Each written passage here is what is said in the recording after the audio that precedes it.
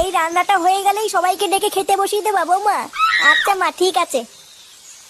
মা, ও মা, এই বাঞ্চতটা এখানে কেন এসছে? তুই কার কথা বলছিস? এই যে মাসিমা, আমার কথা বলছি গো। আপনার ছেলেটা না খুব দুষ্টু, একটু ইয়ার কিউ বোঝে না বাবা গো বাবা।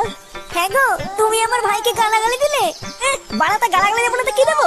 ও বলছো তার বাল, বাড়া আমাকে ঘরে একা পেয়ে আমার প্যান্টের ভিতরে হাত ঢুকে দিয়েছে। মা গো মা, জামাই বাবু তুমি অত রেগে যাচ্ছ কেন? আমি তো তোমার শুধু একটু সাইজটা দেখছিলাম গো। সাইকেল ছিল হোম তার বাল, বাড়ি গিয়ে বাবার সাইজ দেখবি যা। কি সব উল্টো পাল্টা কথা বলছিস তুই? যা বলেছি ঠিকই বলেছি। লেওরা আজকে প্যান্টের ভিতরে হাত ঢুকে দিচ্ছে, কালকে তো বলবে হালকা করে পুঙাও মেরে দাও। এই কি হয়েছে রে? এত চেঁচামেচি কিসের? দেখুন না মেশামশাই, মা গো মা, আপনার ছেলে একটু ইয়ার কিউ বোঝে না। ওটাই আর কি ছিল বাঞ্চদ? দেখেছেন তো কিভাবে বলছে। দেখো মা, আমি কিন্তু বলে দিচ্ছি, এই চুদির ভাই যদি বাড়িতে থাকে আমি কিন্তু বাড়ি থাকবো না, বলে দিলাম। চোরে বাচ্চা, তুই ঘর থেকে বেরিয়ে যা। আমরা কোনো কাজকর্মের বেলায় নেই, কোনো রোজগার পাতি নেই, আবার বড় বড় কথা। ও বাড়া, মায়ের থেকে মাসির দরদ বেশি, তাই তো? বাড়া এখন তো দেখছি আমার থেকে এই বাড়িতে হোমোচোদার দাম বেশি। লেওনা যেদিন এই হোমোচোদাটা তোমার ধুতির ভিতরে হাত ঢুকিয়ে নেয়ানারি করবে সেদিন বুঝবা। বালের এই বাড়িতে